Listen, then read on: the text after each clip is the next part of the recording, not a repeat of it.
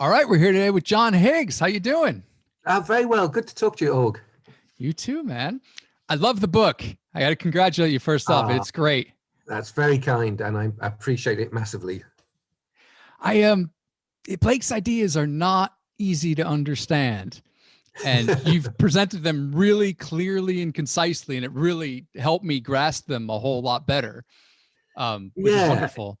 Yeah, he has a philosophy, a perspective on the world that is so different to everyone else's that we can't just simply label it or put it in a box or sort of say, oh, it's that. There's nothing for it. You just have to dive in and attempt to see the world through his eyes.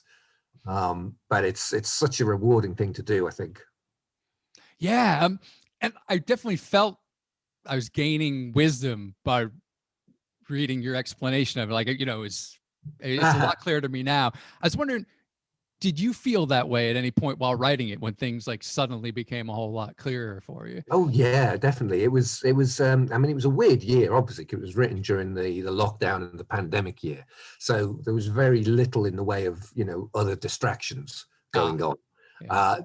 I was just there falling deeper and deeper into the Blake hole, and sort of staggering away from my laptop after a day's work with eyes like saucers occasionally, just trying to go, how do I get that across really neatly? How do you explain these things in a way that's going to make sense to people?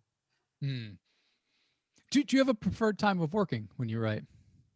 No, I not well, just during the day, really. It depends. I mean, ideally, in an ideal world, I'd just write in the morning and get everything done and then have the afternoon to do all the other stuff. But the ideal world is not the one we live in, unfortunately, and stuff keeps happening, and you have to juggle as much as possible. But as long as I write every day, or at least 4 days a week, it has to be at least 4 days a week. Then the word count piles up, and then the books get written, and then I've done my job as it was. So where did the impetus to write this book come from? Was it written completely during the pandemic, or? Well, it was planned before. I say planned. It was a weird one for me because normally I have been thinking about a book for usually about 4 or 5 years before I write it. And when I'm writing a book, there's about 4 or 5 other ones like slowly cooking in the back of my head. And you just leave them there and they cook for a number of years. And then there's this weird scenario when you finish one of them steps forward and says, it's my turn next, I'm the next one. And you just never argue with it. And all the other sort of semi-cooked books sort of step back and go, yes, we agree, it's that one's turn now. So, and they did give you no trouble about it at all. But I was finishing a book, and then the notion of a Blake book just sort of barged rudely in front of everything that had been there for ages. And it was very insistent. It was like, no, I'm needed. It has to be now. You have to do me next. No argument. It was the most sort of insistent book idea I've ever sort of had. And obviously you don't argue with things like this. Yeah. I'd just be trouble. And it does feel a good time. I think it does feel necessary and right. I think with a lot of William Blake, for a lot of people, they feel very much drawn towards him. They sort of recognize there's a connection, but they don't understand him. They don't know where to go to sort of get to know him deeper, to get a better understanding of him. There was a huge exhibition over here in the Tate Britain Gallery. It had about 300 pieces. It was room after room after room. There was about 250,000 people over here went to see it, and it was just overwhelming with the amount of stuff they had. It was just extraordinary, and people were going to see this and realizing that clearly here was someone very important who should be part of their lives, but just sort of being spat out at the other end, not really having any clearer sense of what his philosophy was or how he saw the world, or what his value, well, maybe not his values, but not understanding him. It's like Blake was this sort of extraordinary Gothic castle, and we know inside there's like wonders and treasures, but there just doesn't seem to be like a way in for a lot of people. There's no sort of nice open drawbridge to sort of wander in, and people are not sure if they're welcome or whether they need permission, or they don't feel that they can just get inside that great sort of castle. And so that's what the book was written for, really, as a permission to enter, I suppose. When did you realize there was a whole lot more to it, like that you wanted to explore? Well, when you first encounter Blake, you're just scraping the surface of something immense and enormous and important. And it might just be a few lines from a poem that sort of hit you, or an image that just seems to come from another world. There's always, you're always aware that there's something there, but it just has this reputation for being difficult or impossible or too strange. It's like, was he mad? And if I was to understand him, would I then appear mad? It has this slightly dangerous air of, here's a completely different reality tunnel, that if you were to enter it, you're never really going to be quite the same again. So that sort of troubles people, I think, and keeps them out. And I think there's also like the idea that he could just have been a madman and there might not be anything else to it. I mean, there obviously is, but when you're just looking at the surface, it is very that's a real a touchy subject. Is that the right word in the Blakean world? I might be slightly over egging it there, but because when you initially see, especially his later stuff, his epic illustrated poems, it's and when you first encounter them, they will make no sense at all. Yeah. And there is very much a sense that, well, maybe they're just mad. Maybe there's no sense to be made here. And so Blakean academics have always had to sort of go, no, listen. Once you understand his mythology, right, it makes a lot of sense. He was very, very sane. Don't think of him as mad. He was very, very sane. His system is rich, and it's rewarding, and it is life enhancing, and you should definitely make the effort to go there and know he's no way sort of mad. It's very different to Vincent van Gogh, where the scholars are like, yep, he was mad. It's very sort of simple thing that adds to it, and that's part of him. I think now we've reached the stage where we can say that in his sort of Middle Ages or early 1800s, he went through a period of poor mental health, where there was paranoia, and there he was suspicious of people who meant him no harm, and where he had periods of what he called melancholy, but which is very clearly depression, and which he really recognized as a disease, which is so far ahead of his time.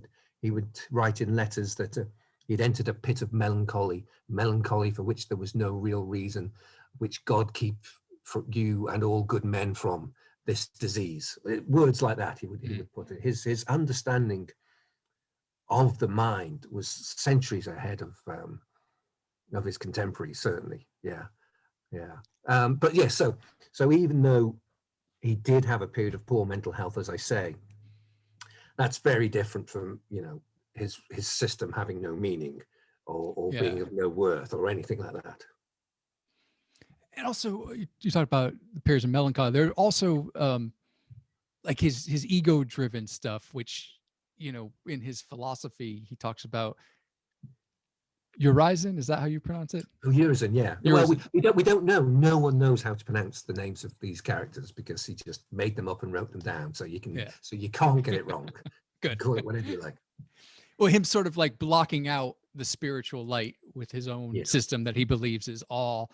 And there are little instances of Blake's, like, I guess petty jealousies is kind of a word, or like his beef with Haley, where the ego did cloud his vision. But like, I guess I kind of like that, because it sort of made him more human, that it wasn't as if he was, Yeah, it's fundamentally what you get from Blake is he's very human. And certainly that's what I wanted to get across in the book. It sounds absurd if you're talking about trying to humanize a human. You know something's gone horribly wrong at that sort of point. But there had been a little bit of a tendency to like put him up on a pedestal and treat him as more than human, because he was so talented and because his work is so phenomenal that we might want to see him as some sort of elevated sort of creature. But that's not in his work. It's just not there. It sort of came just after him with the Romantic movement, where the notion that the artist was somehow more important and more special than other people. And that sort of starts to sort of bubble up with that. And especially it was a more upper class movement of people like Byron and Shelley just sort of touring around Europe and with their private incomes, and the need for those people to see themselves as more special than you know, people without money. Is a recurring theme in that sort of thing. Blake's got none of that. Blake is purely human for all his visions and these things. You know, he never try and set himself up as a guru or a teacher or anything like that. What he was really trying to do was show himself as human, but make you realize what that meant, to sort of elevate our understanding of what the experience of being human could be, in particular in terms of, you know, our minds and our imaginations, and raising up our concept of the imagination into something greater than we might sort of dismiss it as. So he wants us all to be fully human, but his definition of human is considerably more magnificent than most people's, I guess. Yeah. And you're saying about him not having money to do all that stuff. I mean, he was poor for his whole life. Yeah, yeah, absolutely. And it can it's very easy to see his life as a tragedy. It's often sort of portrayed in that way. He was, for people who don't know much about William Blake, he was a working class London artist, born in 1757. Who basically saw visions all his life, and hence got a reputation for being strange or mad or odd.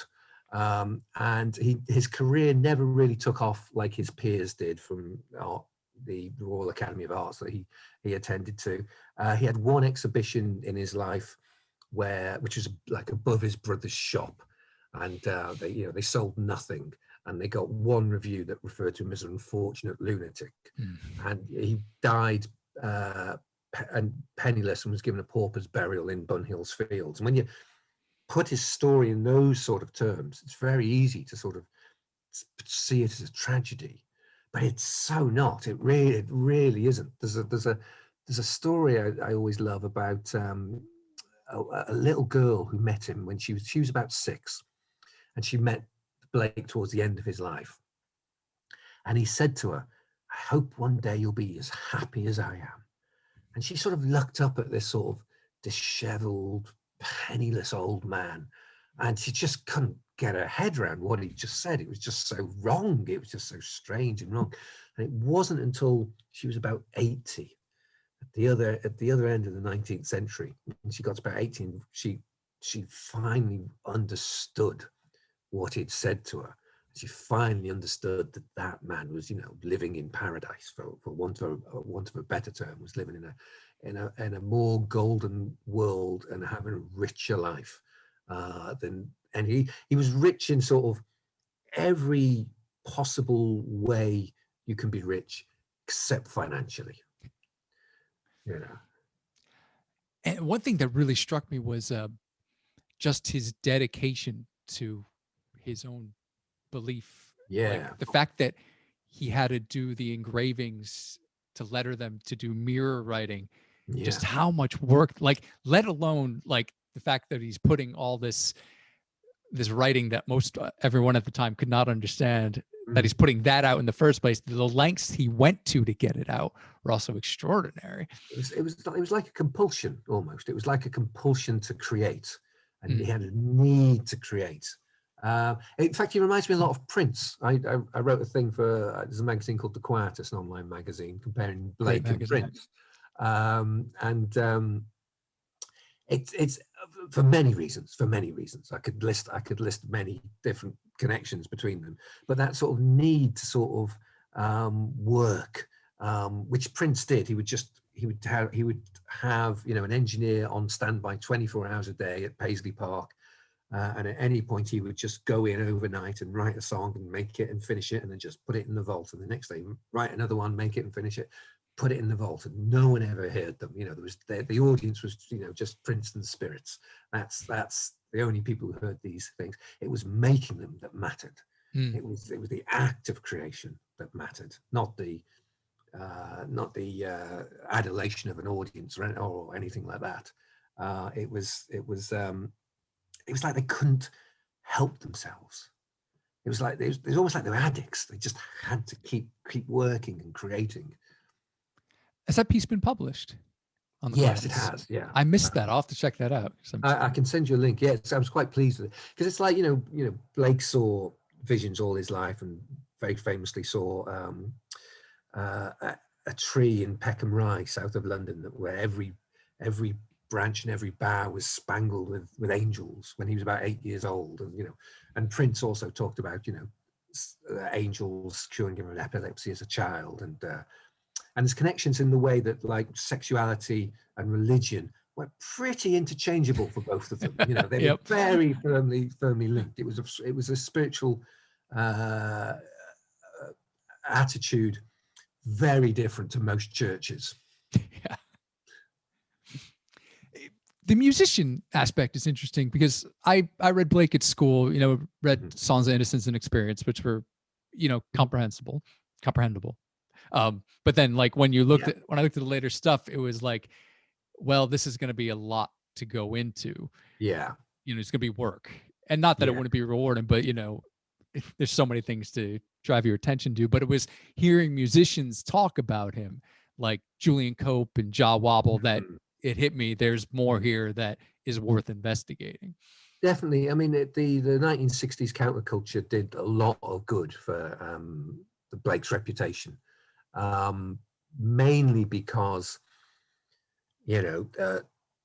these people were looking for models to sort of get their heads around what they were experiencing, what was happening to them, and there really wasn't much else that described the psychedelic world that they were finding, except Blake. Blake seemed to be writing about exactly what they were experiencing once they took LSD or mescaline or whatever. And this particularly comes from Aldous Huxley, who was it the 1930s experimented with mescaline and wrote The Doors of Perception and Heaven and Hell, which are some of the first and probably most influential books about tripping, for want of a better way of putting it. And Huxley just had to go to Blake for his metaphors and his way of framing things, and hence The Doors of Perception is a quote from Blake. And then Jim Morrison in the 1960s called his band The Doors based on this. And so there's this chain of influence with people like Allen Ginsberg, and there's Blakean references in Hendrix and Dylan and various things. And it's this particular aspect of Blake that they latched onto. It's the sexual liberation side of him. It's the anti-authority. It's the belief that art will overcome. It's the creative, liberated, individualistic sort of aspect of Blake that really chimed with the psychedelic 60s massively. So yeah, it's not surprising that so many musicians have find him such an important figure. And as we go further and further, and we're long distance past the 60s now, we find other aspects of Blake that they weren't sort of so interested in at the time. There's a lot more that seems to chime with the sort of more modern sort of more empathetic 21st century view of the world. He's just one of those characters that the further we progress as a culture, the more we learn and the more we sort of get our heads round. We keep finding that Blake was always ahead of us. that he knew all this as well. And we were sort of this long process of like trying to catch up with where he was. You know, we may have a long way to go, but we've got quite a distance in 200 years. So Yeah. it's we're in an all right place perhaps, but we've got a long way to go. And he seemed to have a sense that history would validate him. Yeah, I get that from him, definitely. He does. He wasn't making a huge amount of effort to get an audience, it seems to us. You know, he wasn't sort of, you know, making his work easier and more comprehensible when people found it difficult. If anything, he was just doubling down and going further and further into a worldview that only he really understood. But he did sort of have this belief that, you know, it made total sense to those in eternity, or whatever he would phrase it, that there was an audience that would appreciate it. And he was right. Mm. You know, he was right in many things. He wrote a poem called Milton, about the late great English poet John Milton, who sort of comes back from the heavens as a star and sort of lands on his foot and sort of possesses him, and Blake's then becomes the next in the line of poetic genius from Milton onwards. And at the time, that must have seemed so insane, considering how low Blake's reputation was and how few people sort of understood him or read him or valued him. For him to say that, well, I'm in this great sort of canon of, I'm in the pantheon, you know, must have seemed just so delusional. But now we go, well, yeah, absolutely he was. He was completely right. Yeah. So how did you discover Blake? How did I discover Blake? On some levels, he's sort of, certainly in England, he's everywhere, but he's sort of like he sort of creeps up out of the cracks in the pavement almost. He pops up in like, you know, comics or in music or in video games. He comes up a lot in. It's not like, say, Shakespeare, where the establishment have Shakespeare, and there's the Globe Theatre, and there's the Royal Shakespeare Company, and there's Shakespeare on the BBC, and you're given it at school, and it's sort of handed down to you from on high as this this approved sort of historical sort of culture. There's a bit of that with Blake. You're probably going to be taught poems like The Tiger at school. You're going to know the hymn Jerusalem, but mostly it's the writings on the wall. You know, it's proverbs of hell being used as graffiti or appearing in memes. He just sort of bubbles up in this really interesting way where he's the counterculture and the establishment both want him, both have a sort of a take on him. You know, I was just yesterday, I got, literally within hours of each other, I got an invite to talk on Russell Brand's podcast, and also an invite to talk at Eton, which if people in America don't know Eton, it's this private school that just churns out murderers and prime ministers. It's this sociopaths factory. It's the elite of the English establishment, and nowhere on earth would I like to step foot inside it in any way, shape, or form. But to get Eton and like Russell Brand both contacting me within like a few hours, I just thought that's a rare combination. That's a strange, a strange thing. Yeah. And you mentioned that a bunch in the book, that it's hard to comprehend what the establishment, well, maybe not hard to comprehend what they see in him, but the fact that they're using his work when it seems to be the opposite of everything he. Yeah, definitely. I mean, it's almost like everybody has a slightly different understanding of Blake, but because he's so multifaceted and so sort of rich and expansive, they're all kind of valid in their own way. We're all latching onto only a small part of him, myself included. We all get a little slice of him. And so normally when you come across other Blakeans, it's really exciting because they've got a different angle on him, and they see different things in him, and they focus on A rather than B, when you might sort of, you know, find other sort of bits of interest. He's you know, the more people look at him, the more we'll sort of discover. And the sort of, you know, and the notion that there is a person who has the one true correct understanding of Blake, you don't really, yeah, a little bit, but you know, it's not really a thing in the Blakean world. It's much more sort of accepting of all the different perspectives, I think I'm trying to say. Which is what he himself believed, that it was about the contrarieties. Is that the word? The contraries, yeah, the opposites. That the world is built from defining opposites. It's like well, a good way to think about it is like a newborn baby. Baby's born, and it has no mental model of the world in its head at all. It's just this blank slate. There's just noise and chaos coming from its senses. And slowly it starts to discern differences. It's like the first thing it does is dark and light. That's why newborn babies, if you give them like black and white things, they sort of stare at it quite a bit. They don't know color at that time because they have no concept of color. It's just noise. It's just sort of chaos. It's just this strange place there, and they sort of work out dark and light, and then maybe hot and warm, and then hungry and not hungry. And by sort of defining these contraries, they sort of build this mental model of the world in their heads. And it's very interesting if you read Genesis, where the figure of God is portrayed as this creator God.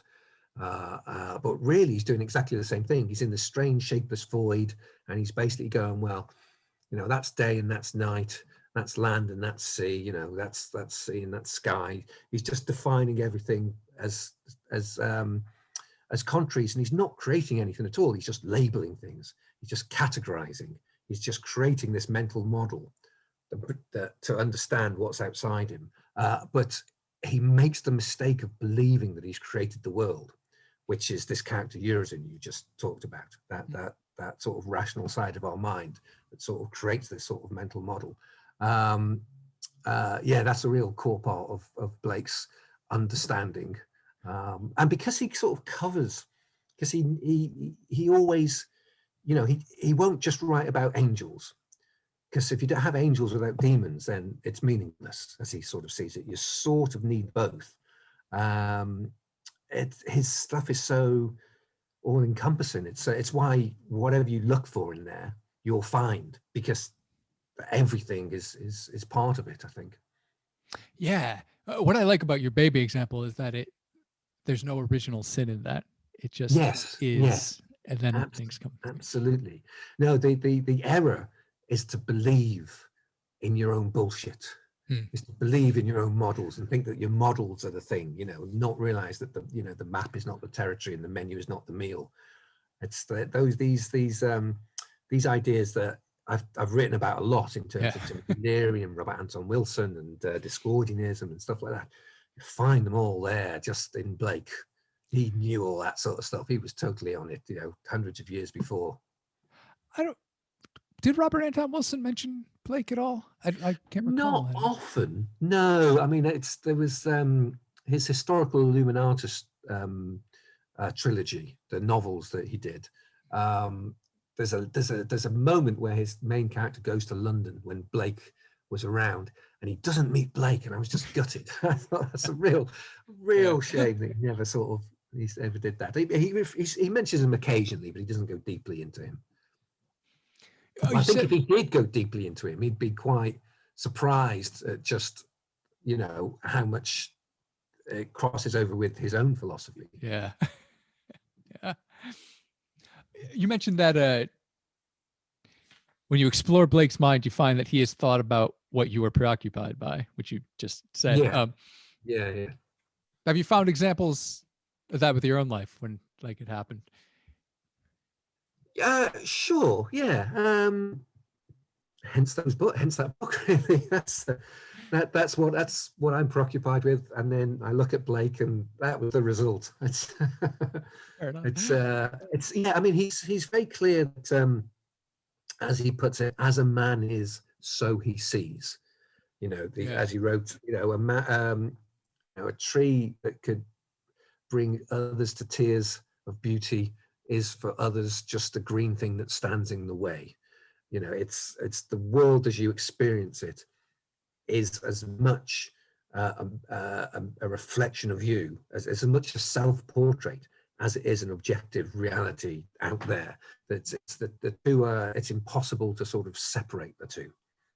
And we live far more than we think in a world that is a gigantic portrait of ourselves. Yeah. That's a really interesting thing to come across at that point in time. Really, it's in and the other side of the postmodern 20th century, we can grasp that fairly well now, I think. But at the time, it was so far ahead of regular thought. It was, quite incomprehensible to many people. I've studied Chinese metaphysics for years. Oh yes. So the idea of yin and yang is very much what he was saying with the contraries, that you can't have one without the other, and it's their interaction that makes things happen. Yeah, there's definitely a lot in Blake that you go, oh, that's Taoist. Yeah. I kept seeing sort of similarities in there. And then like there's Kabbalistic stuff as well, like the idea of everything first forming, being in the world of the imagination, and then brought into being, but it starts, in that higher level. As above, so below. Yeah. Yeah, there's echoes of so many different religions or philosophies or, ways of seeing the world in there. Gnosticism, there's a lot that seems very Gnostic, but he's not quite Gnostic because, he doesn't hate the body.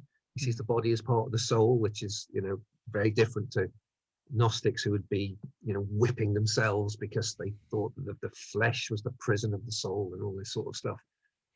So he doesn't fit neatly into any particular.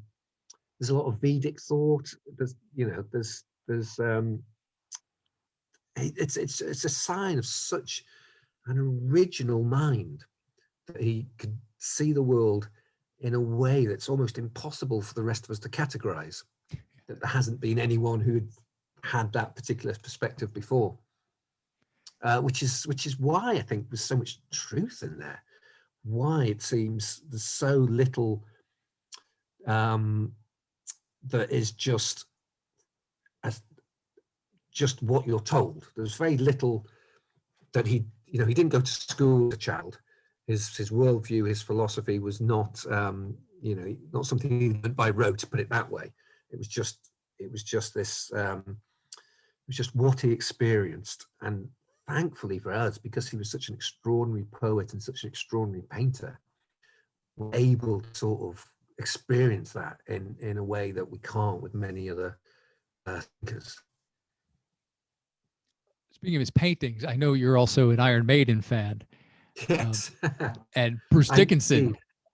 Bruce Dickinson's a big Blakean. Yes. Yeah, and the Chemical Wedding album cover is the Ghost of the Flea painting. It is, yeah, and it has Nebuchadnezzar on the back, which is Blake's painting of Nebuchadnezzar when he was sort of he was a king who was turned into a beast for I think 7 years or something like that, and he was just out in the wilds eating the grass with this huge strange beard.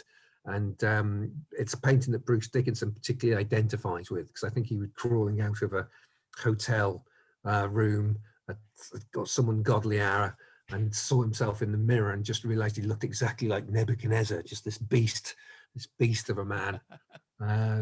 Yeah, so I don't know if you're following all the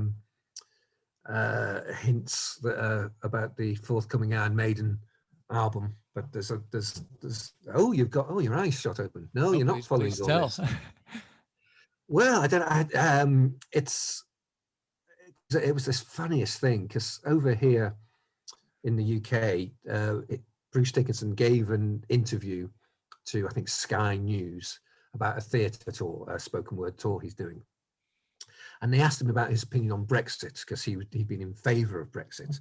And now pretty much most of the music industry is aware of just how fucked they are by Brexit and how difficult touring is going to be. Yeah. So he was complaining about that. And so most non-Iron Maiden fans on things like Twitter were going, oh, look at this fool, look at this idiot. He voted for it and now he's got it. And look at it, you know, they're taking that attitude. Iron Maiden fans were going, are there secret clues on his t-shirt hinting that they're about to release an album about the fall of Babylon? And yeah, it does seem that he was doing it with secret clues on his t-shirt about this fall of Babylon or Balsamar's Feast album with a date 15th of the 7th. So in a week from today, you will probably know more. But there's a whole, you know, the whole sort of rabbit hole that people have been falling down, sort of desperately researching the Book of Daniel and the end of the Babylonian Empire and the Tower of Babel and Nebuchadnezzar and all this sort of stuff from this t-shirt that he was wearing. It's great stuff. Wow, I will have to look into that. I suggest you get onto Google afterwards. I will. I definitely will. Yeah, it was just a difference in attitudes between Iron Maiden fans and everyone else at this interview he did. It was just very telling and quite funny, I thought. I love Iron Maiden fans are just so dedicated. That the film, what, Flight 666.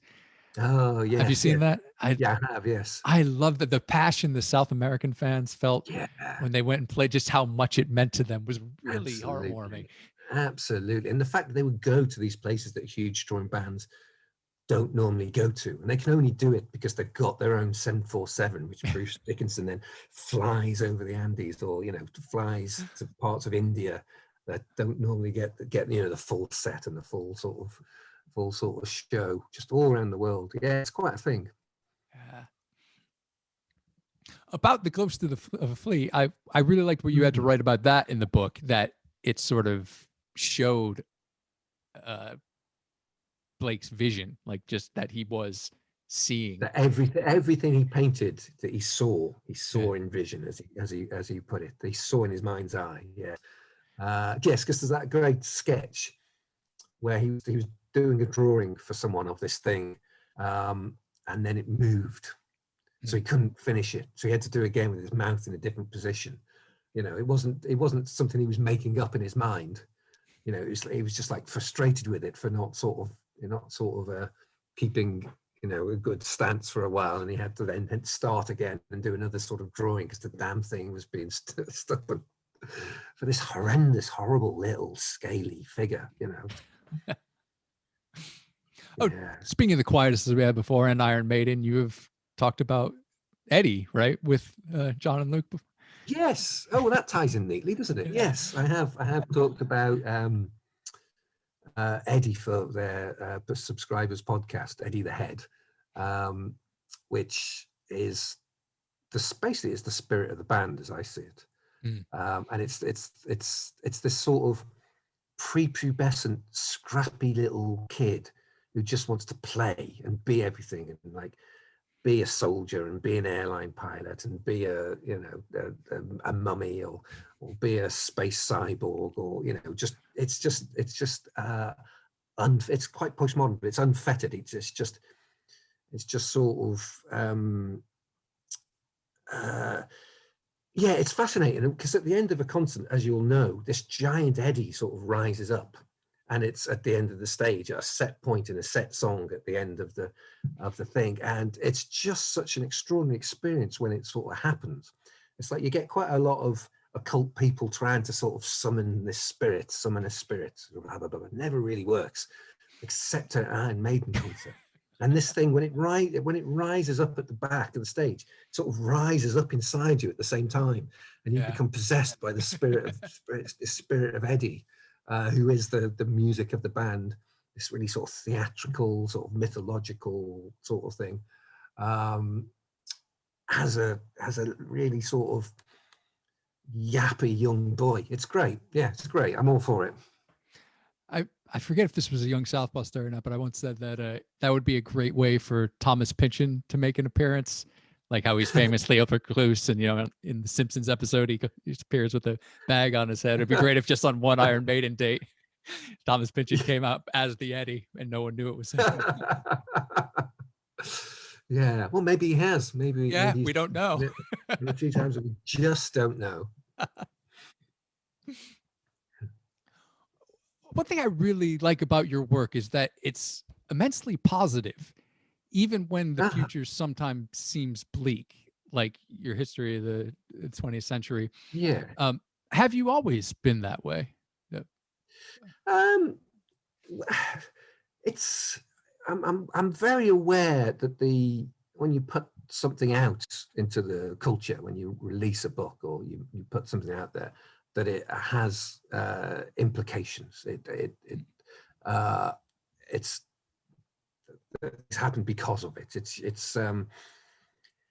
It's very easy to in terms of writing. It's very, if you want to be a writer and want to be taken seriously, to have a very sort of cynical view of the world is a good way of doing it.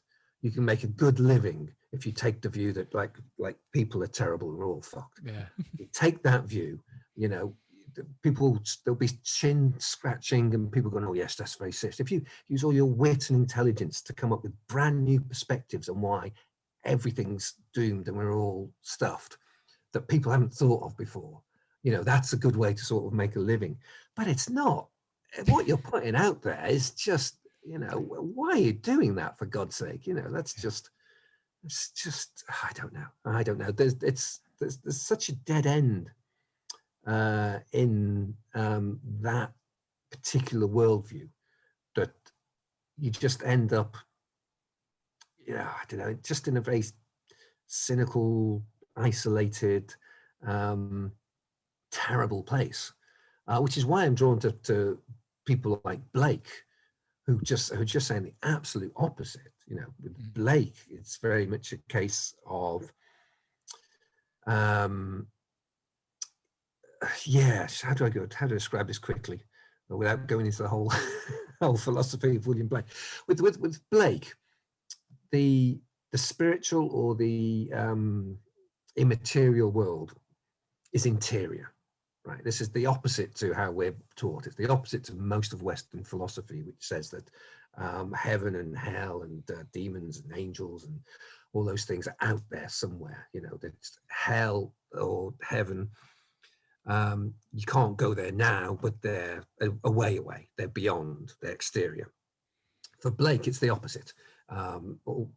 Thus man forgot that all deities reside in the human breast, as he put it. These are all sort of internal states.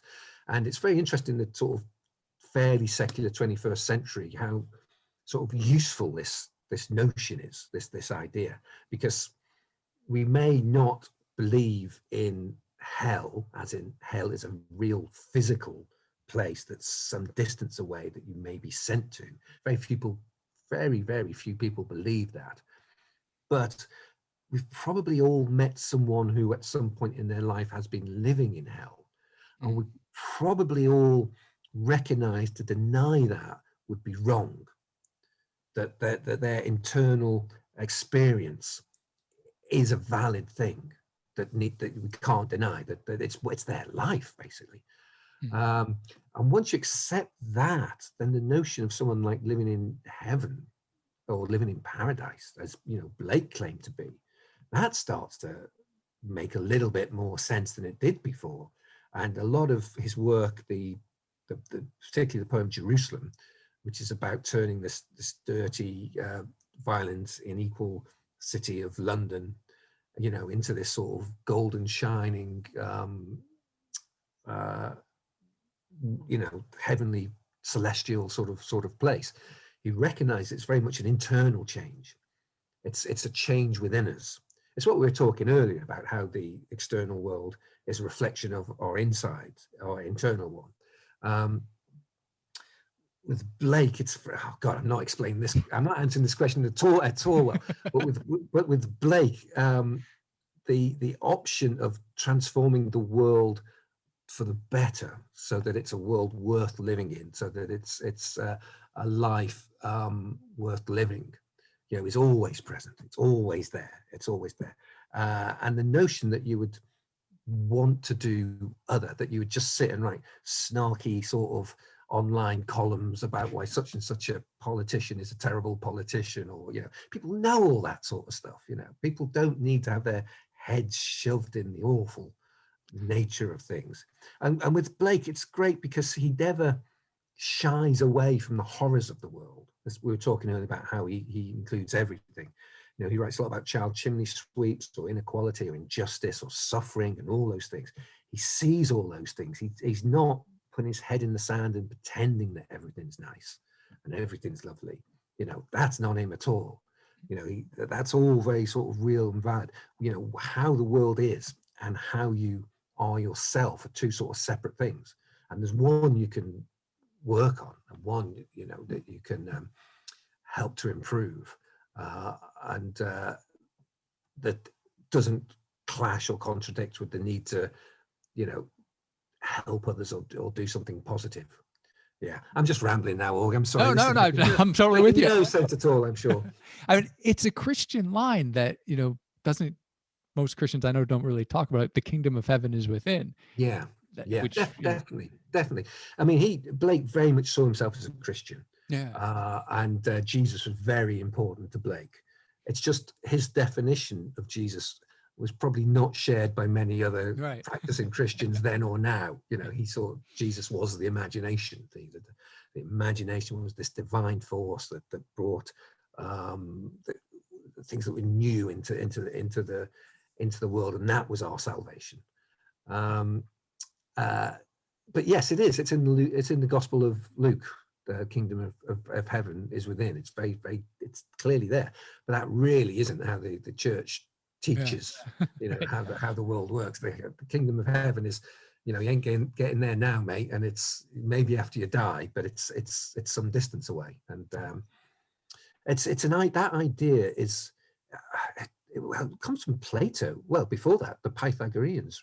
The idea that the immaterial is some distance away, is beyond, is external. In Plato, it's the idea of these perfect forms. If there's to be a chair in our world, it needs to be the idea of a perfect chair in some perfect realm elsewhere. And Aristotle then came along and went, I'm sure that's nonsense. But after that, the early Christian church came along and went, that's a really useful idea that will help us take this idea of this local God of Israel and turn it into something universal and create this universal religion. So they sort of picked up on it. And then we get the monasteries, and then we get the universities, and then deep in their heart is this Greek philosophy and Christian teaching that the spiritual and the immaterial is external. And it's so buried so deeply in their foundations that we just can't see it. Because we can't see it, we can't question it. We just accept it, and we just, but except for Blake. Blake totally saw it, and he saw straight through it. And as a result, everyone in his time couldn't make out what he was saying at all. It was just beyond them. But we're getting there. We're making sense of him now a bit more. Back to the idea of positivity and negativity. Negativity, I think, is also easy. Like, there's plenty to complain about if you look at it. But I was introduced to her through your Watling Street podcast, Selena Godin's Pessimism is for Lightweights. Yes, I love that. Yeah, it's brilliant. It's the way that phrase has taken off. Is just glorious. It's she's a force of nature herself, is Selena Godin. But there was a big women's march in Trafalgar Square, and there was like 20,000 people, and she got up to perform it, and it became, a real rallying cry. Pessimism is for lightweights. The recognition that yes, it's easy to give up. It's easy to give up. But really ain't no point, because, well, it's as Robert Anton Wilson would say it. It's that the pessimist will give up, where the optimist will come up with 100 different possible ways of trying to achieve something, and just by sheer statistics, you know, the odd one is going to be of use. So just mathematically, you know, having a positive mindset is going to be better than having a negative one. Let alone, you know, the impact on your quality of life. Yeah, You know, it just takes a little bit of work. Like that's the thing with Blake is it's not easy to understand. You have to put in the work. But And also, but work is important in Blake. It's to be active. Is everything. Energy is eternal delight. You know, you need to it's a great dance. You know, just being static and passive is not what we're here for. Certainly not in Blake. So, it reminds me of another great self-mythologizer, Alan Moore, with his Northampton. Voice of the Fire. I like the challenge of a difficult book, and after reading that first chapter that's written in a language from 4,000 years ago, I put it down for like 2 months. But I was, you know, I wanted to read it. Then the next chapter, still 2,500 years ago, it was so tough going. But then, you know, it was so rewarding to actually go through it. And definitely. Yeah, no, it's great. That's a superb book. But Selena Godden's got a novel out called Mrs. Death, which I heartily recommend. That's I mean, you can tell it's written by a real poet. That's a superb book. I think Idris Elba's got the film rights to it or something, so maybe something could come from that. Okay. But I heartily suggest going and reading the book now. Have you read Finnegan's Wake? No, I haven't read Finnegan's Wake. I've read some Joyce. I'm not as enamored of it as Alan Moore and Robert Anton Wilson and you know, a lot of people who are very influential to me are. I mean, I should. And that's another one that will involve a lot of work. I mean, I've read Ulysses, and I've read a lot about Finnegan's Wake, and it seems interesting. Yeah. Like Anthony Burgess writes a lot about it, and it's like, oh wow, this sounds fantastic. And then you pick up the actual book itself, and it's like, whew, I'm gonna have to put some serious dedication into this. Yeah, I mean, it is. I mean, it was the whole that modernist era of really sort of difficult stuff that gave you new perspectives. You know, I totally get the value and the importance of it historically, but there's here, you know, in the 2020s, there seems to be other stuff that's more relevant to now than those new perspectives that the modernists were sort of coming up with. I don't know. I may be wrong. I may read it one day and go, "What a fool I was! I should have been focusing utterly on this." Then, but that's the question I want to ask. What can we be taking from Blake now? That would help us now. Well, I mean, for me, Blake shows the reality of the transcendent. There's a lot of talk, a lot of writing, a lot of thought over many centuries about this side of the universe outside of our rational understanding. And most of it doesn't communicate the experience to us particularly well. The whole thing about visionary experiences being ineffable for a start, that you can't really get across what you've gone through when you've gone through this thing, even though we get, you know, people from all different cultures across all the centuries reporting these strange visionary experiences, but not being able to sort of communicate exactly what they're like. The fact that Blake was such a brilliant artist and poet, as I was saying earlier, you know, he basically could just show us his work, and that's his proof. And you look at it and you go, oh, it's real, isn't it? This is real. What you've experienced is a real state, in a way that very few people can. So I think that's what's particularly valuable. I mean, we were talking earlier about how you can't label him and categorize him in any shape or form. You know, there's some strong and to some degree valid arguments that you could classify him as an atheist when he says that the spiritual is within. He would have really not been happy about that at all in the slightest. But he does, for modern people, he does sort of rescue those centuries of theology and thought about these sort of spiritual states, that if you are, you know, a modern atheist, you just go, well, that's all, you know, irrelevant and nonsense, and just sweep it all away. With Blake, once you see all those as internal states, they do become relevant again. They do become interesting. It's almost like the concept of the soul matters again. You know, the soul, and it's kind of a big deal, because like you're the one who has to live with yourself. You know, it's in those terms, yeah, something like that. Anyway, I'm not. Don't know if that answers your question at all. Oh yeah, totally. And you touched on the importance of getting in touch with our right brain, how the left brain has yours and has taken over, but then there's the other three zoas. And you mentioned Transcendental Meditation. Yeah. I know that I had a question.